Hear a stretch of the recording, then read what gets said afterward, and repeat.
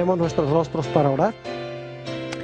Nuestro Padre y nuestro Dios, te damos gracias por la seguridad que nos brinda tu palabra. Te damos gracias porque en un mundo de confusión y rebelión, tú aún te sientas en el trono del universo y tienes todo bajo tu control. Al estudiar la segunda parte del tema, el anticristo y el número 666, pedimos la dirección de tu Espíritu Santo. Te ruego, Señor, que nos des mentes claras y corazones dispuestos de recibir tu palabra. Te lo pedimos en el precioso nombre de tu Hijo, Cristo Jesús.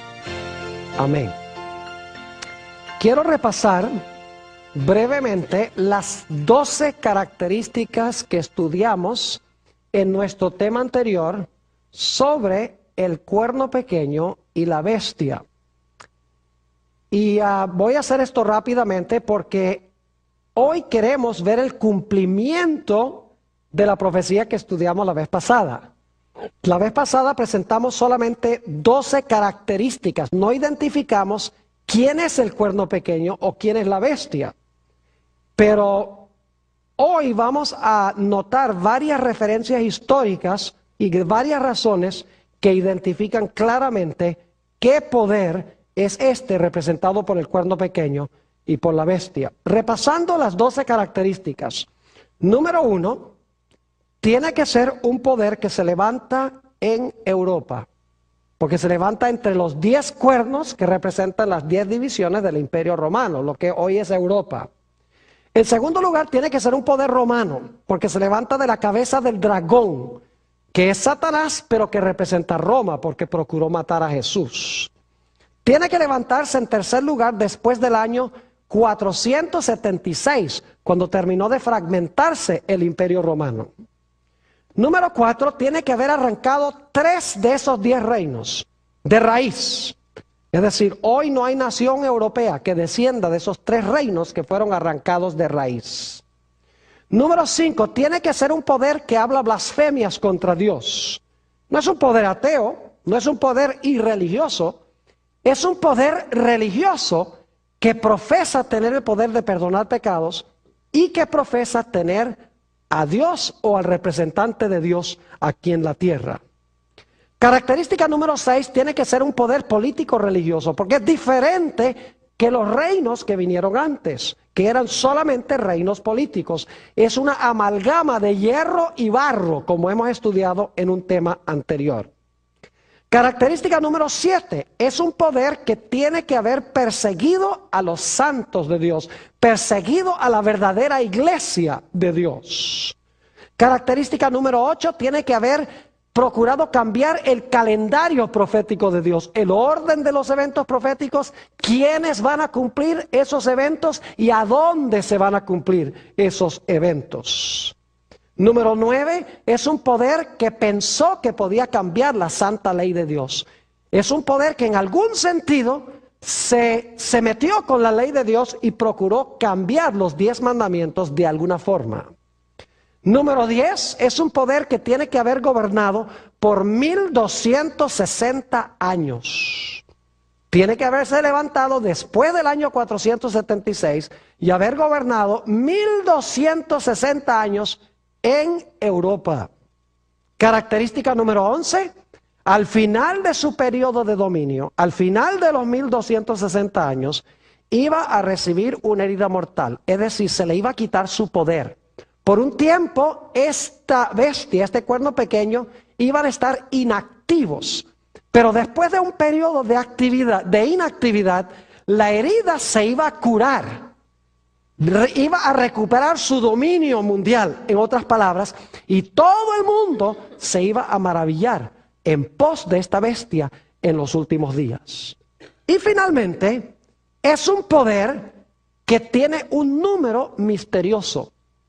El número 666 es número de hombre, es número de su nombre, que significa que su nombre, las letras tienen valor numérico y tiene que ser los números romanos porque este es un poder romano y tiene que ser un nombre que da 666 en números romanos y tiene que ser un nombre blasfemo un nombre que indica que Él cree que es Dios en la tierra y cree que tiene poder para perdonar pecados.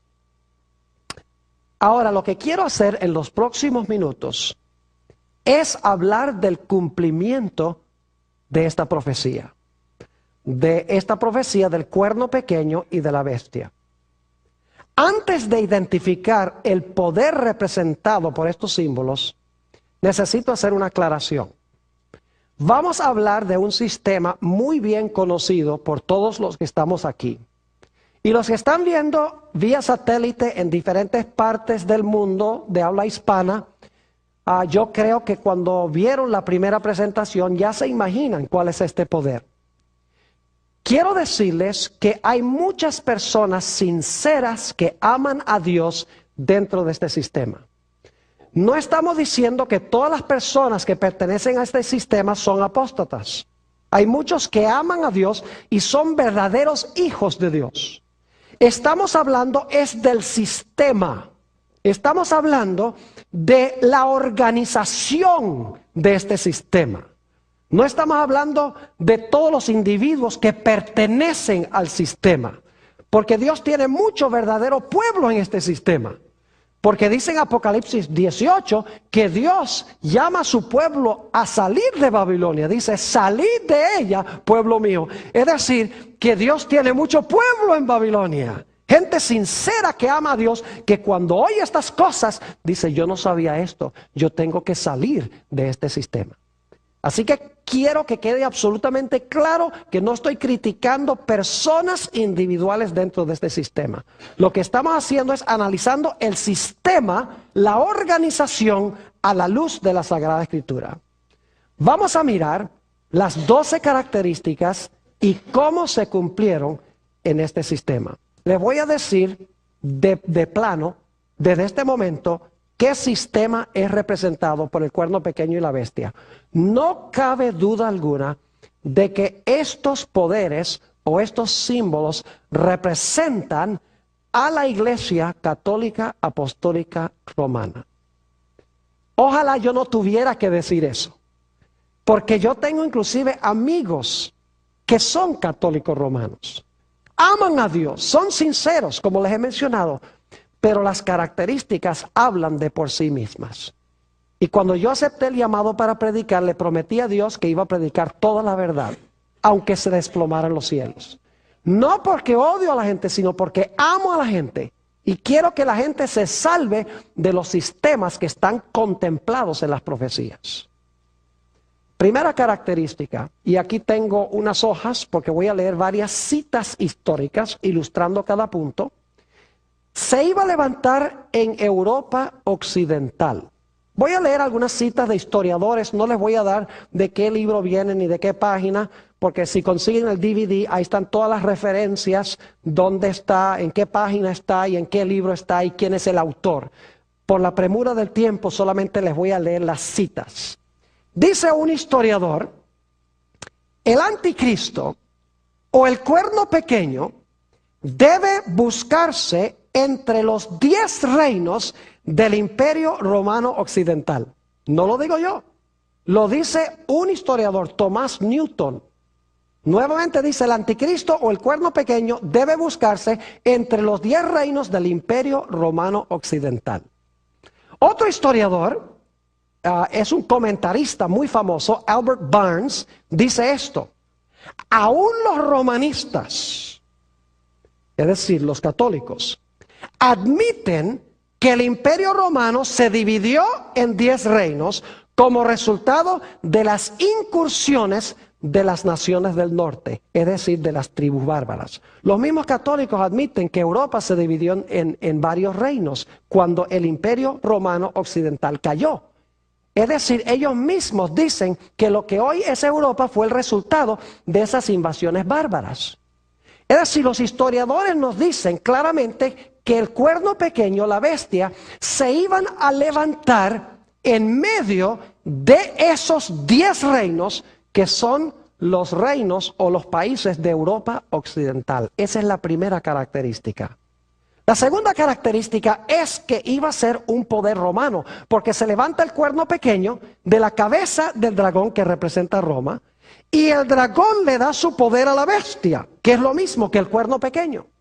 Ahora fíjense los siguientes datos. Tiene que ser un poder romano. ¿Cómo se llama la Iglesia Católica? Se llama Iglesia Apostólica. ¿Católica, apostólica qué? Romana. ¿A dónde tiene su sede? En Roma. Si ustedes han ido al Vaticano, verán que la arquitectura es romana. El sistema de numeración que usan es el sistema de los números romanos. Su idioma oficial es latín. Además de eso, se le llama a su líder el sumo pontífice, que es el nombre que se le daba a los emperadores romanos, antes de que se le diera al papa. Además de eso, claramente la religión del papado viene de Roma pagana. Ellos mismos admiten eso. El cardenal Gibbons, por ejemplo, que fue cardenal de Baltimore por mucho tiempo, dijo: nosotros no negamos que muchas de las cosas del Imperio Romano, nosotros las adoptamos y las cristianizamos, las bautizamos y las hicimos cristianas. Además de eso, teólogos católicos como Malaquías Martín, que es un jesuita, dice claramente que la organización de la Iglesia Católica sigue el mismo patrón de la organización política del Imperio Romano. No tenemos tiempo de leer todas las citas, pero yo escribí un documento de 132 páginas con toda la documentación sobre esto que les estoy hablando en estos momentos. Fíjense lo que dicen los historiadores sobre el hecho de que el papado se originó en Roma y es un poder romano. Dice un historiador: la Iglesia Católica no era más que el Imperio Romano bautizado. El oficio del César fue perpetuado en el oficio del Papa. Otro historiador dice esto: la Iglesia Católica solapadamente tomó el lugar del Imperio Romano Mundial y en verdad es su continuación. El imperio no ha perecido, sino que se ha realizado una transformación de Roma pagana a Roma papal. Otro historiador dice, hablando del papado, es una creación política tan imponente como un imperio mundial, pues es la continuación del Imperio Romano. Aún otro historiador dice, la Roma cristiana es la sucesora legítima de la Roma pagana.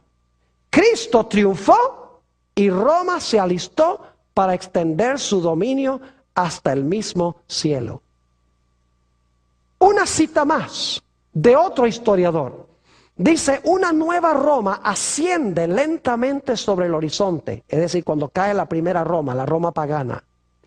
Es la heredera de la religión que ha logrado vencer. Se apropió del esplendor externo que pertenecía a los césares. El emperador ya no es, pero el sumo pontífice vive aún. Ahora, el sumo pontífice es el vicario de Cristo, quien le ofrece a las tribus del norte la antigua civilización. Él los convierte a su credo y ellos le sirven como Padre y Juez Supremo. Son solamente unas pocas de las citas de historiadores. Tengo página tras página de citas de autores no solamente no católicos, sino de autores católicos, donde dicen claramente que Roma papal es una continuación de Roma pagana en todos sus sentidos. Es decir, la segunda característica es que tenía que ser un poder romano. Y la Iglesia Católica es un poder romano en todos sus sentidos, que se levantó en medio de las naciones de Europa. Tercera característica, tenía que levantarse después del año 476. Y la razón es que el Imperio Romano tenía que ser dividido antes que se levantara el cuerno pequeño. Ustedes recuerdan que los 10 cuernos estaban en la cabeza del dragón y tras los 10 sale el pequeño.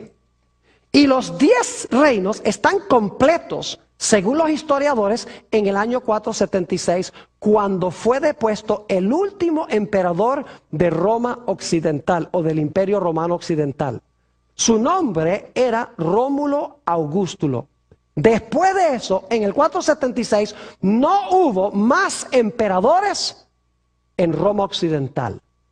Ahora lo que había eran muchos reinos y pronto tomó el trono sobre estos reinos el obispo de Roma o el papa. Es decir, el papado sí se levantó después del año 476 a su poderío, tal cual lo contempla esta profecía. La cuarta característica, iba a arrancar de raíz a 10 de los reinos, o a 3 de estos 10 reinos, mejor dicho, en que se dividió el Imperio Romano. Históricamente esto se puede comprobar. En realidad, entre los 10 reinos que se establecieron allá en lo que había sido el Imperio Romano, había 3 reinos que eran rebeldes a la autoridad de la iglesia. Eran tribus arrianas, es decir, eran seguidores de Arrio. Ahora, lo que enseñaba Arrio era que Jesús fue un ser creado, fue la primera criatura de Dios el Padre.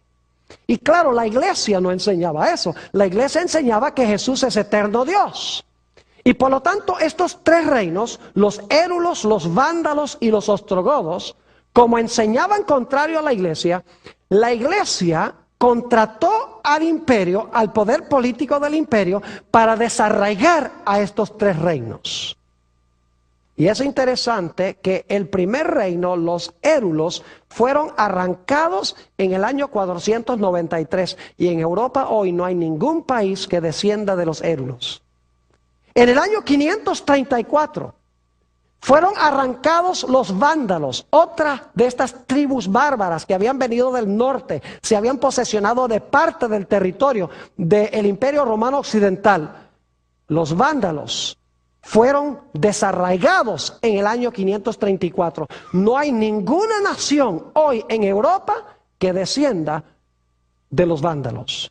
Finalmente, el último reino en ser arrancado de raíz fue el reino de los ostrogodos, cuando Roma cayó en el año 538. Y los ostrogodos tampoco tienen en Europa ninguna nación que desciende de ellos. Es decir, los érulos, los vándalos y los ostrogodos fueron arrancados de raíz. No hay ninguna nación en Europa hoy que descienda de ellos. Mientras que hay otras naciones que descendieron de tribus bárbaras. Los anglosajones son los ingleses, los francos, los franceses, los alemanes, los lombardos, los italianos. Es decir, de las demás divisiones de los otros 7 reinos, hay naciones en Europa hoy. Pero de estos 3 reinos, no hay ninguna nación que descienda de ellos. Fueron arrancados de raíz, tal cual lo dice la profecía. ¿Qué diríamos de la quinta característica? La quinta característica es que debe ser un poder que profesa ser Dios en la tierra y que pretende tener el poder para perdonar pecados. Yo quiero leerles algunas citas, no solamente de autores protestantes, porque alguno podría decir, bueno, eso es lo que dicen los protestantes. Yo les voy a leer citas de autores católicos ahora, no de autores protestantes, autores católicos mismos. La primera cita que quiero leer viene de la Enciclopedia Católica, tomo 3, la página 139. Escuchen lo que dice la Enciclopedia Católica. Dice: el Papa tiene tan grande dignidad y es ensalzado que no es un simple hombre, sino como si fuese Dios, el vicario del Hijo de Dios. El Papa tiene una dignidad tan sublime y suprema que, hablando con propiedad, no ha sido establecido en algún grado de dignidad, sino más bien ha sido colocado en la misma cúspide de todas las dignidades. El Papa es llamado Santísimo, Porque únicamente Él es el vicario representante de Cristo, manantial, fuente de plenitud de toda santidad. El Papa es el monarca divino, emperador supremo, Rey de reyes y Señor de señores. De allí que el Papa lleva una corona triple, como Rey del cielo, Rey de la tierra y Rey de las regiones inferiores. Además, esta es una enciclopedia católica, además, la autoridad y el poder del pontífice romano no se refieren solo a las cosas celestiales, a las terrenales y a las que están debajo de la tierra, sino que llegan hasta sobre los ángeles, pues es mayor que ellos. De manera que si se pudiera dar el caso de que los ángeles errasen en la fe o pensasen en forma contraria a la fe, podrían ser juzgados y excomulgados por el Papa. El Papa tiene tan grande dignidad y poder que forma uno con Cristo el mismo tribunal. La enciclopedia católica. La mayoría de los católicos no conocen esto. De las mismas fuentes católicas. Aquí está otra cita de otra enciclopedia católica que se llama Prompta Biblioteca. Dice esto: el Papa es como si fuese Dios en la tierra, solo soberano de los fieles de Cristo, principal Rey de reyes y Señor de señores, que tiene la plenitud del poder, a quien Dios, el omnipotente, le ha confiado no solo la dirección de lo terreno, sino también el reino celestial. El Papa tiene tan grande autoridad y poder que puede modificar, explicar, abolir, interpretar o cambiar aún las leyes divinas. Las leyes divinas. Fíjense lo que dijo León XIII. El Papa León XIII dijo: nosotros ocupamos sobre la tierra el lugar del Dios omnipotente. Fíjense lo que dijo el cardenal Bellarmino, un famoso cardenal de la época de la Reforma Protestante. Dijo esto: si el Papa errara imponiendo pecados y prohibiendo virtudes, es decir, si el Papa impusiera pecados y prohibiera virtudes, la Iglesia aún estaría obligada a considerar que los pecados son buenos y las virtudes son malas. Eso lo dice un cardenal, el cardenal Bellarmino, no lo dice un protestante. Aquí está otra cita sobre el asunto del perdón de los pecados. Leí citas de teólogos católicos donde hablan de la dignidad y el poder del Papa. Ahora escuchen lo que dicen en cuanto a perdonar pecados. El perdón de un solo pecado requiere toda la omnipotencia de Dios. Pero lo que solo Dios puede hacer por medio de su omnipotencia, lo puede hacer también el sacerdote. Cuando dice, ego te absolvo, es decir, yo te perdono. En verdad, no es exagerado decir que en virtud de su supremo oficio, los sacerdotes son otros tantos dioses. Esto lo dice San Alfonso de Ligorio en su libro La dignidad y los deberes del sacerdote o selva. Otra cita de San Alfonso de Ligorio es esta. Pero vamos a leer primero otra cita de una revista católica, luego vamos a leer algunos más de Ligorio. Dice en la revista Our Sunday Visitor, que es una publicación de la Iglesia Católica, lo siguiente: y cuando el sacerdote pronuncia las tremendas palabras de consagración, él alcanza hasta el cielo, hace que Jesús descienda de su trono y lo coloca sobre el altar para ser ofrecido de nuevo como víctima por los pecados del hombre. Este es un poder mayor que el de monarcas y potentados. Es mayor que el poder de los santos y los ángeles, mayor que el poder de los serafines y querubines. En efecto, es mayor aún que el poder de la Virgen María. Pues mientras que la bendita Virgen fue la agente humana por medio de la cual Cristo se encarnó una sola vez, el sacerdote hace que Cristo descienda del cielo y lo encarna sobre el altar como víctima eterna por los pecados del hombre, y no una sola vez, sino miles de veces. El sacerdote habla y Cristo, el Dios eterno y omnipotente, inclina su cabeza en obediencia humilde al mandato del sacerdote. Aquí viene otra de Ligorio. Yo estoy seguro que los que están viendo vía satélite desconocían que hay citas de estas en las publicaciones católicas. Fíjense esto. Nuevamente el libro de Ligorio, página 28. Ahora escuchen esto. Si el Redentor descendiera a la iglesia y se sentara en el confesionario para dispensar el sacramento de la penitencia, y el sacerdote se sentara en otro confesionario, y Jesús le dijera a cada penitente, ego te absolvo, es decir, te perdono, y el sacerdote también le dijera a cada uno de sus penitentes, ego te absolvo, es decir, yo te perdono, los penitentes del uno y del otro serían igualmente absueltos. Increíble. Aquí viene otra cita. De modo, ahora esto es blasfemia. Dice, de modo que al sacerdote se le puede llamar el creador de su creador.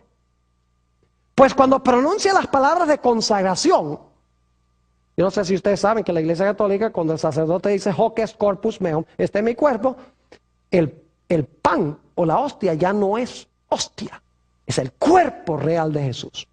Y el vino ya no es vino, es la sangre real de Jesús. De eso está hablando.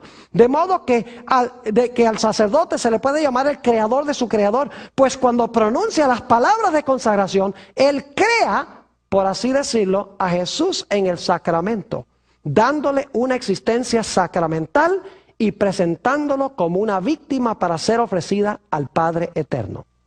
Así como bastó que en la creación del mundo Dios dijera, se ha hecho y fue hecho, Él habló y existió, así también basta que el sacerdote diga, hoc est corpus meum, este es mi cuerpo en latín, y he aquí que el pan ya no es pan, sino el cuerpo de Jesucristo.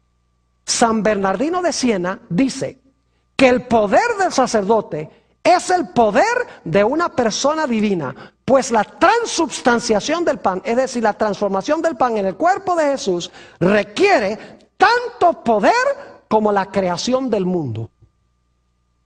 Eso es blasfemia. Lo que se le atribuye al Papa y lo que se le atribuye a los sacerdotes de tener poder de perdonar pecados es blasfemia, según la definición bíblica. Hay otras cosas que indican que este poder en realidad es blasfemo. Por ejemplo, su líder permite que le llamen el Santo Padre. Jesús dijo en San Mateo 23:9, a nadie llaméis Padre en la tierra. Además de eso, como leí, se le ha llamado Dios en la tierra. Ocupamos el lugar del omnipotente Dios, dijo León XIII. Eso es blasfemia. Además de eso, dice tener poder de perdonar pecados. Solamente Dios puede perdonar pecados. Además de eso, el papado siempre ha profesado que tiene poder para poner y quitar reyes. En la Edad Media profesaba tener poder para poner reyes y quitar reyes. Y lo hizo. Daniel 2:21 dice que solo Dios pone y quita reyes. Además de eso, la Iglesia Católica tiene un dogma donde dice que el Papa, cuando habla ex cátedra, es infalible en sus declaraciones. Permítame leerles lo que dice un teólogo católico sobre esto. Dice, la infalibilidad del Papa es la infalibilidad de Jesucristo mismo. Cuando el Papa piensa, es Dios mismo el que está pensando en él. Eso es blasfemia. La Biblia dice que solo Dios es infalible. Solo Dios dice, yo Jehová no cambio. Malaquías el capítulo 3 y el versículo 6. ¿Cómo un mero hombre puede decir que él es infalible cuando habla desde el trono o ex cátedra? Además de eso, el Papa permite que la gente se le incline. Cuando Cornelio, según Hechos 10, se inclinó ante Pedro, quien supuestamente fue el primer papa, dijo, levántate de ahí, que yo soy hombre como tú. Inclusive los ángeles no permitían que se les inclinara. Juan se les inclinó, según Apocalipsis 19:10. Y el ángel dijo, no te inclines, que yo soy criatura. ¿Cómo es que el Papa entonces permite que la gente venga y le rinda pleitesía? Además de eso, hay declaraciones del poder papal donde dice que el Papa puede juzgar a todos y nadie lo puede juzgar a él. La Biblia dice en San Juan 5, el versículo 22 y 27, que Dios le ha dado a Jesús la facultad de juzgar, por cuanto es el Hijo del Hombre. Además de eso, hemos visto que el papado profesa haber cambiado los tiempos. Vamos a ver eso en unos momentos, los tiempos de Dios. Y vamos a encontrar que también ha profesado cambiar la ley de Dios. En unos momentos vamos a ir a eso. Todas estas características indican de que Roma papal, la Iglesia Católica, Apostólica y Romana, cuadra perfectamente con la característica de que habla blasfemias contra Dios. Vamos a la característica número 6. Iba a ser un poder diferente que los otros reinos. Iba a ser no solamente un reino religioso, sino que iba a ser un reino ¿qué? Político. Es decir, iba a mezclar el hierro de Roma, que es el Estado romano, con el barro que representa la iglesia, según hemos estudiado. Iba a amalgamar, en otras palabras, la iglesia con el Estado. ¿La Iglesia Católica cuadra con esta característica? Perfectamente. Permítame compartir con ustedes algunas características. ¿Saben ustedes que la Iglesia Católica es el Estado más pequeño del mundo? Tiene 44 acres, la Ciudad del Vaticano. La Ciudad del Vaticano tiene sus propios embajadores, se llaman nuncios a otras naciones. Tiene su propia moneda. Tiene su propio departamento de policía. Tiene sus propios bancos, su propio correo, sus propias leyes civiles y su propio idioma. Es decir, es no solamente una iglesia, sino un Estado. Se combina allí la Santa Sede, que es la parte religiosa, y el Estado del Vaticano, que es la parte política. Y el que preside sobre ambos es el Papa. Es decir, Roma papal es un sistema amalgamado, es un Estado y es una iglesia mezclados en uno. Y dicho sea de paso, la Iglesia Católica durante su historia ha profesado tener las dos espadas. En una bula, que es una carta papal llamada Unam Sanctam, que fue enunciada en el año 1302, ahí dice que la Iglesia Católica, nosotros tenemos las dos espadas. La primera espada es la espada de la iglesia y la segunda espada es la espada del Estado. Y fíjense, como estudiamos en nuestro primer tema de estos dos que estamos estudiando, nos dimos cuenta que este poder usaba la espada. Así que es interesante que diga que nosotros tenemos las dos espadas. La religiosa, no solo la espada del Espíritu, que es la palabra de Dios, sino la espada del poder civil. ¿Está claro? Es decir, la Iglesia Católica es una amalgamación, es un poder diferente que todos los otros reinos que vinieron antes, porque esos eran políticos, mientras que este es un poder político religioso. Fíjense lo que dice un historiador.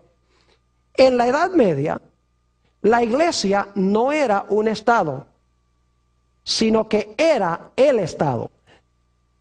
O mejor dicho, la autoridad civil era el departamento de policía de la iglesia. Qué interesante lo que escribe este historiador, que el Estado sencillamente era el departamento de policía de la iglesia. Como la iglesia hacía cumplir sus dogmas y sus enseñanzas. Característica número 7. Iba a perseguir a los santos de Dios. ¿Han oído ustedes alguna vez hablar sobre el santo oficio de la Inquisición que se estableció en el siglo XIII?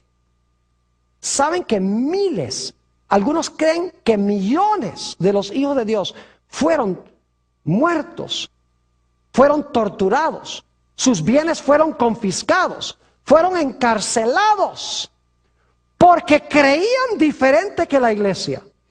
Y lo que hacía, si ustedes dicen hoy los sacerdotes católicos, ustedes persiguieron durante la Edad Media. Y ellos dicen, no, nosotros no fuimos, fue el Estado. Y técnicamente es cierto, fue el Estado. Pero escuchen bien, fue la iglesia usando la espada del Estado. Y saben que eso es lo mismo que pasó con Jesús. Jesús fue crucificado por una coalición entre iglesia y Estado. Porque los judíos, la iglesia, usaron el poder civil de Roma para crucificar a Jesús. Y eso fue lo mismo que pasó durante la Edad Media.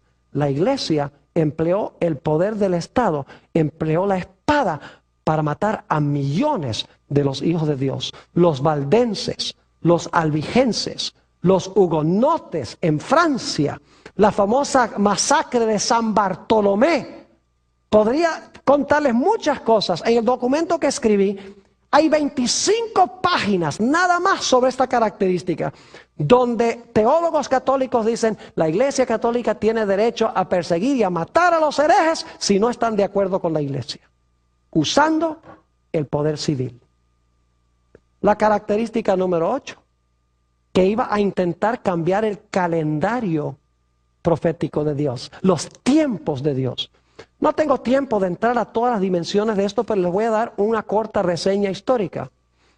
Cuando se levantó la Reforma Protestante en el siglo XVI, 1517, cuando Martín Lutero clavó sus 95 tesis en la Catedral de Wittenberg, Martín Lutero, con las profecías que nosotros estamos estudiando, apuntaba el dedo a la Iglesia Católica y decía, la Iglesia Católica es el poder contemplado en las profecías, es el anticristo de la Biblia. La Iglesia Católica empezó a perder, inclusive naciones enteras se volvieron protestantes. Y por lo tanto reunieron el Concilio de Trento, el concilio más largo en la historia de la Iglesia Católica, 1545 a 1563. Y el propósito era buscar la forma de contrarrestar la Reforma Protestante. En el año 1534, un individuo que posiblemente han oído mencionar, San Ignacio de Loyola, estableció la Sociedad de Jesús, es decir, los jesuitas, como se conocen hoy en día. El propósito de los jesuitas era acabar con la Reforma Protestante, quitar el dedo acusador de las profecías de la Iglesia para apuntarlos a otra parte. De entre los jesuitas aparecieron dos teólogos de renombre. Uno se llamaba Luis de Alcázar. Y Luis de Alcázar escribió un libro voluminoso, como de unas 900 páginas, a donde él dijo, mire, esa profecía del cuerno pequeño, esa profecía se cumplió 200 o 165 años antes de Cristo con un individuo llamado Antíoco Epífanes. Él fue el cuerno pequeño allá hace tantos años. Y decía, y la bestia de Apocalipsis 13, eso representa a Nerón.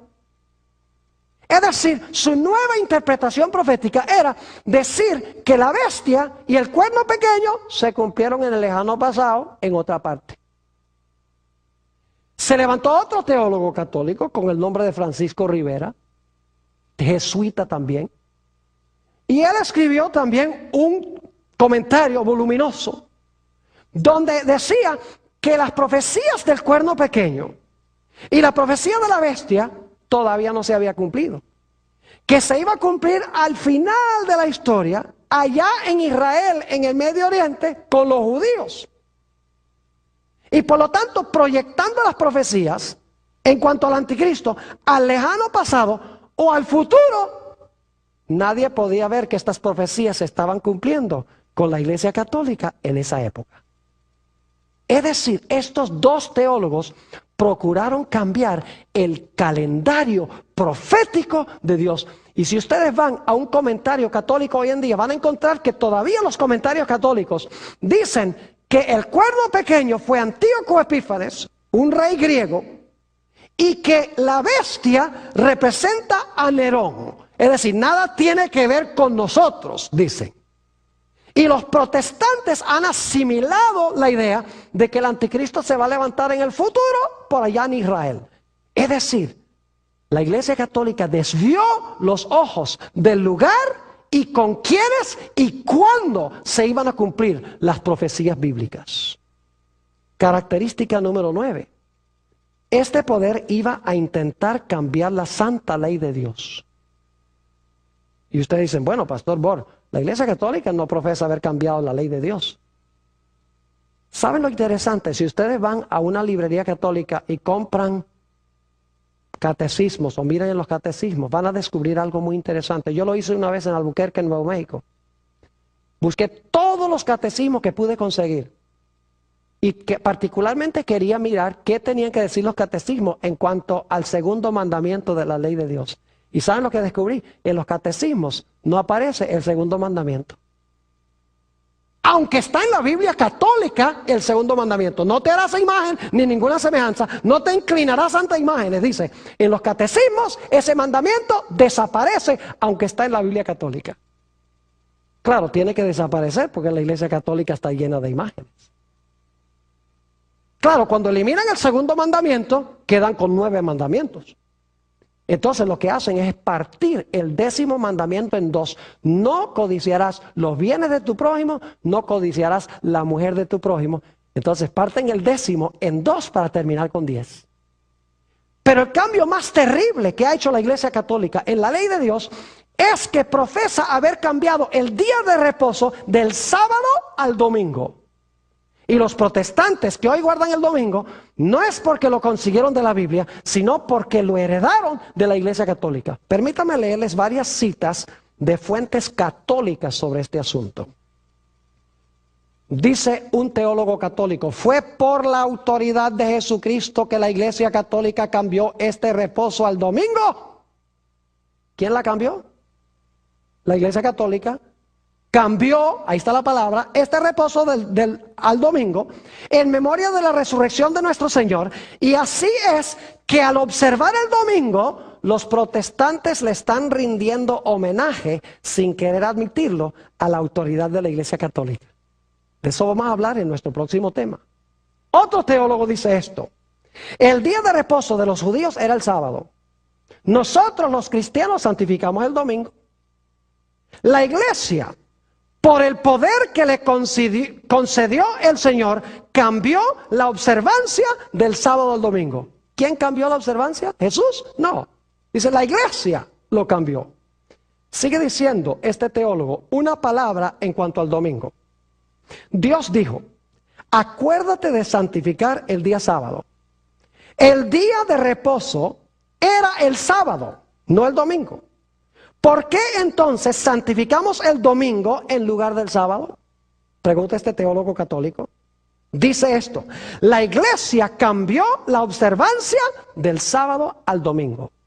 Los protestantes, quienes profesan regirse por la Biblia y la Biblia sola, y que afirman no creer nada que no se encuentre en la Biblia, deben estar medio confundidos al observar el domingo, cuando Dios dijo claramente, santificarás el día sábado. La palabra domingo no aparece en ninguna parte de la Biblia y por lo tanto los protestantes están obedeciendo la autoridad de la Iglesia Católica. Una última cita, esta es del cardenal Gibbons. Dice él, usted puede leer la Biblia desde Génesis hasta Apocalipsis y no hallará ni una sola línea que autorice la santificación del domingo. Las Escrituras exigen la observancia religiosa del sábado, un día que nosotros, los católicos, nunca santificamos. Tengo 20 páginas de citas de autores católicos en el material que escribí, donde ellos constantemente dicen, la Iglesia transfirió el día, la Iglesia cambió el día del sábado al domingo. ¿Quién le dio autoridad a la Iglesia de cambiar la santa ley de Dios? ¿Quién le dio la autoridad de sacar el segundo mandamiento de la ley de Dios y dividir el 10º en 10 y decir que el día de reposo no es el sábado sino es el domingo? La Biblia dice que el cuerno pequeño pensó que podía cambiar los tiempos y la ley. Noten que no los cambió. Pensaba o intentó cambiar los tiempos y la ley, pero en realidad no lo pudo hacer. Característica número 10. Este poder iba a gobernar 1260 años. Esto es lo más extraordinario. ¿Saben ustedes que la Iglesia Católica gobernó exactamente 1260 años? recibió su poder cuando Roma cayó, cuando los ostrogodos, quienes controlaban a Roma, cayeron en febrero del año 538. El emperador Justiniano hizo del obispo de Roma el señor en el oriente y en el occidente del imperio, dijo el emperador Justiniano. Lo interesante es que en febrero del 538 la Iglesia Católica recibió el poder. En febrero de 1798, en la culminación de la Revolución Francesa, fíjese, en el mismo mes, febrero 10 de 1798, exactamente 1260 años después de recibir el poder, en febrero del año 538, el general Berthier, enviado por Napoleón Bonaparte, entró al Vaticano, bajó de su trono al Papa Pío VI, le quitó sus anillos, le quitó su corona y fue llevado cautivo a donde murió exiliado en Valencia, en Francia. ¿Recuerdan que leímos que el que lleva en cautiverio va en cautiverio? Ustedes pueden mirar, el poder civil de Francia se levantó con el fin de acabar con el poder papal. ¿Saben ustedes que Francia se le conoce como la hija mayor del papado? Porque Clodoveo, el rey de los francos, fue el primero en darle poder a la Iglesia Católica. Pero fue Francia en la Revolución Francesa, y deponiendo al Papa de su trono, que le quitó el poder exactamente 1260 años después de recibir su poder. Característica número 11. Después de la herida mortal, la herida se le iba ¿a qué? A sanar. ¿Estamos viendo hoy el sanamiento de esa herida? Escuchen lo que decían los historiadores cuando cayó el papado en 1798. Dice uno, el papado, claro, ellos no conocían la profecía de Apocalipsis 13, el papado estaba extinto. No quedaba ni un vestigio de su existencia. Y de todos los poderes católicos romanos, ninguno levantó ni un solo dedo para defenderlo. La ciudad eterna ya no tenía príncipe ni pontífice. Su pontífice estaba muriendo en tierras extranjeras y ya se había dado el decreto de que no se permitiría la elección de un sucesor. El historiador dice, el papado estaba extinto, si tan solo pudiera haber vivido hoy. ¿Ustedes vieron el funeral de Juan Pablo II? ¿Vieron la cantidad de gente que fueron de todos los países a ese funeral? Incluyendo 4 presidentes de los Estados Unidos. ¿Vieron el escándalo que hicieron los medios de comunicación? Impresionante. Dice otro historiador, en cuanto a la caída del papado, con razón, la mitad de Europa creía que el veto de Napoleón, es decir, que no se iba a elegir otro papa, sería obedecido, y que al igual que el papa, el papado estaba muerto. Otro historiador dice, las muchedumbres pensaban que el papado estaba a punto de morir, y se preguntaban si Pío VI sería el último pontífice, y si el cierre del siglo XVIII marcaría la caída de la dinastía papal. Otro historiador dice, el papado había sufrido su más profunda humillación y parecía estar aniquilado. La revolución les suministró, escuchen bien, una herida que según parecía no quería sanarse sino hasta fines del siglo XX. Y este es un historiador secular. Una herida que no quería sanarse sino hasta fines del siglo XX, dice este historiador. Aún Malaquías Martín, el jesuita, dice esto en cuanto a los últimos 200 años. Dice, la Iglesia Católica ha estado inactiva durante los últimos 200 años. Y fíjense lo que declara. Dice, por 1500 años y más, Roma había mantenido un dominio con mano fuerte sobre cada comunidad local del mundo. En gran medida, y admitiendo algunas excepciones, ese era el punto de vista romano. Es decir, dominar. Hasta, escuchen, que 200 años de inactividad le fueran impuestos al papado por los grandes poderes seculares del mundo. ¿Cuántos años de inactividad dice Malaquías Mártir? Esto lo escribió en 1986. 200 años. Si ustedes van de 1986, 200 años hacia atrás, los lleva muy cerca de 1798. Él mismo dice que durante 200 años después de 1798, el papado estaba inactivo porque tenía una herida mortal. Pero la herida se va a sanar. Noten lo que dice este teólogo. Dice, la Iglesia Católica nunca, este no es un teólogo adventista, dice, la Iglesia Católica nunca ha desistido de su deseo de restablecer la unión medieval de la Iglesia y el Estado, con el objetivo final de crear un Estado y una teocracia de alcance global. La Iglesia Estado romano, porque lo dice la Iglesia Estado romano, es un híbrido, un monstruo de poder eclesiástico y político. Su idiosincrasia política es totalitaria.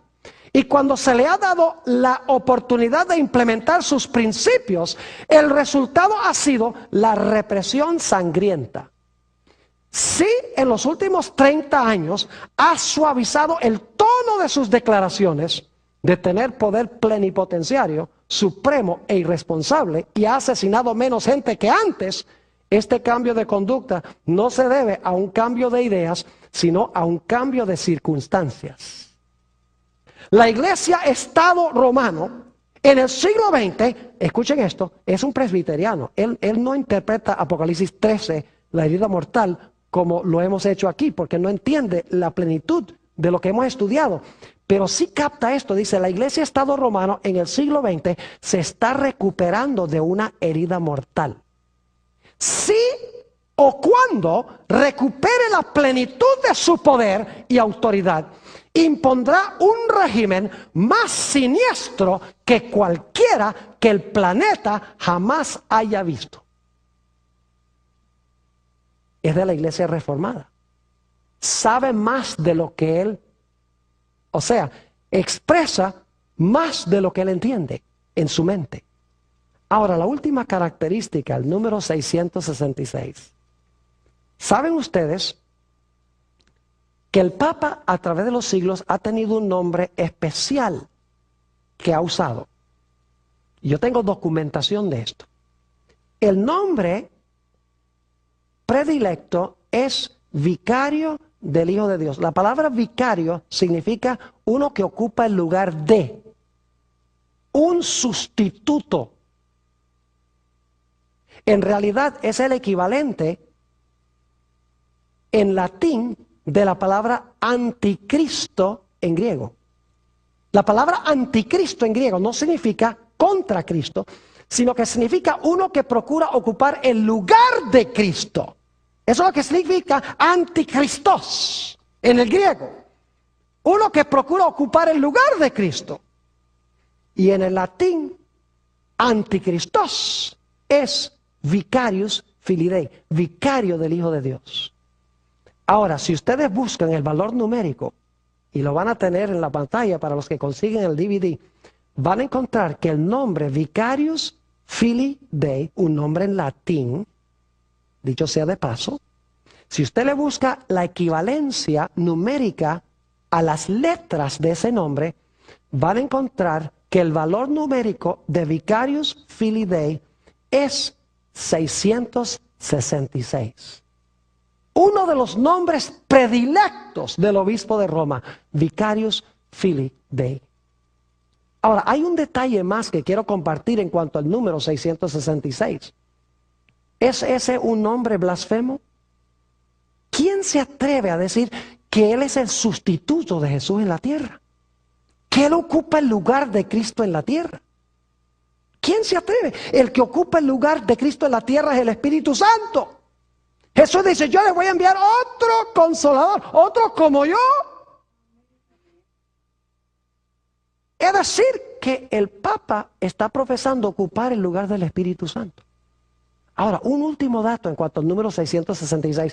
Sabemos que ese número tiene que aplicársele a alguien en Roma Porque originalmente cuando el sistema de números romanos fue establecido, había solamente 6 números romanos. Hoy tenemos 7, tenemos la M.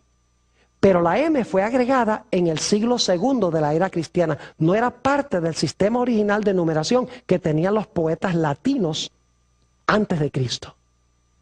Interesante que si ustedes toman los 6 números romanos, excluyendo la M, y cuentan los 6 números romanos, 6, el 1 más el 5, más el 10, más el 50, más el 100, más el 500, el total de los números romanos es 666. Es decir, el anticristo debemos esperarlo en Roma. No cabe duda que representa este poder. Ojalá yo pudiera decir otra cosa, porque hay tanta gente sincera en este sistema. Pero las características claramente identifican a Roma papal como el cumplimiento de las profecías del cuerno pequeño y de la bestia.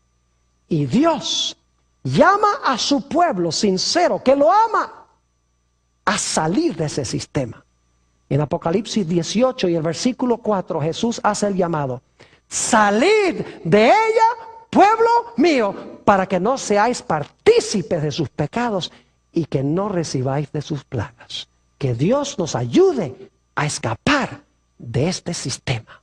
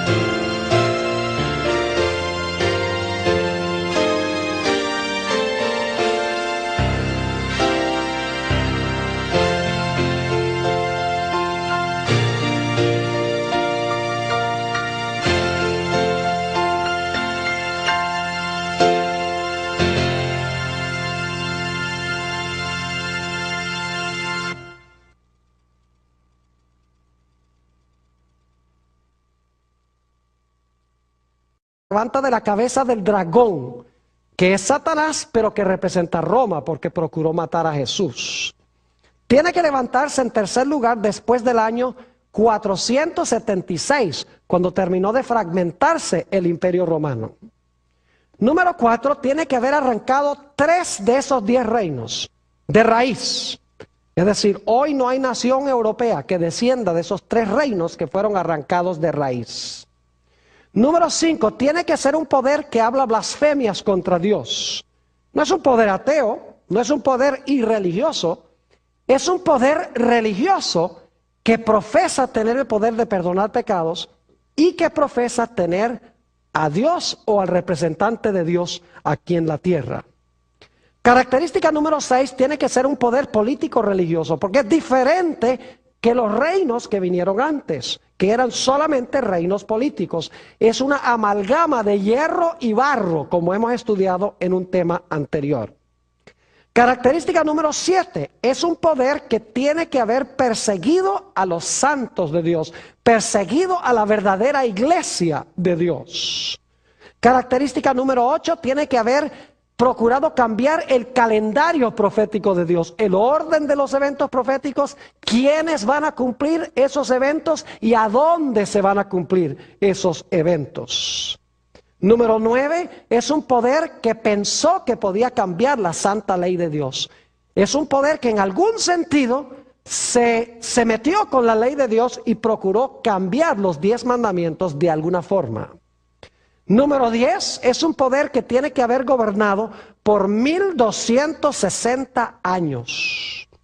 Tiene que haberse levantado después del año 476 y haber gobernado 1260 años en Europa. Característica número 11, al final de su periodo de dominio, al final de los 1260 años, iba a recibir una herida mortal, es decir, se le iba a quitar su poder. Por un tiempo, esta bestia, este cuerno pequeño, iban a estar inactivos. Pero después de un periodo de inactividad, la herida se iba a curar. Iba a recuperar su dominio mundial, en otras palabras, y todo el mundo se iba a maravillar en pos de esta bestia en los últimos días. Y finalmente, es un poder que tiene un número misterioso. El número 666 es número de hombre, es número de su nombre, que significa que su nombre, las letras tienen valor numérico y tiene que ser los números romanos porque este es un poder romano. Eso. Y tienes todo bajo tu control. Al estudiar la segunda parte del tema, el anticristo y el número 666, pedimos la dirección de tu Espíritu Santo. Te ruego, Señor, que nos des mentes claras y corazones dispuestos de recibir tu palabra. Te lo pedimos en el precioso nombre de tu Hijo, Cristo Jesús. Amén. Quiero repasar brevemente las 12 características que estudiamos en nuestro tema anterior sobre el cuerno pequeño y la bestia. Y voy a hacer esto rápidamente porque hoy queremos ver el cumplimiento de la profecía que estudiamos la vez pasada. La vez pasada presentamos solamente 12 características, no identificamos quién es el cuerno pequeño o quién es la bestia. Pero hoy vamos a notar varias referencias históricas y varias razones que identifican claramente qué poder es este representado por el cuerno pequeño y por la bestia. Repasando las 12 características. Número 1, tiene que ser un poder que se levanta en Europa, porque se levanta entre los 10 cuernos que representan las 10 divisiones del Imperio Romano, lo que hoy es Europa.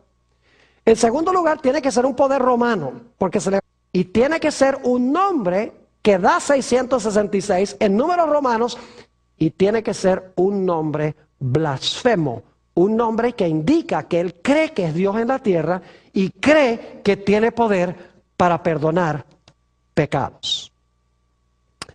Ahora, lo que quiero hacer en los próximos minutos es hablar del cumplimiento de esta profecía del cuerno pequeño y de la bestia.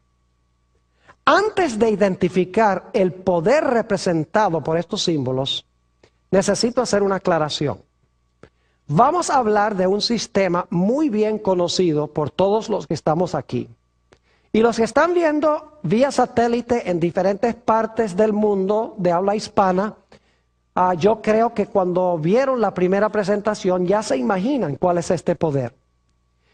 Quiero decirles que hay muchas personas sinceras que aman a Dios dentro de este sistema. No estamos diciendo que todas las personas que pertenecen a este sistema son apóstatas.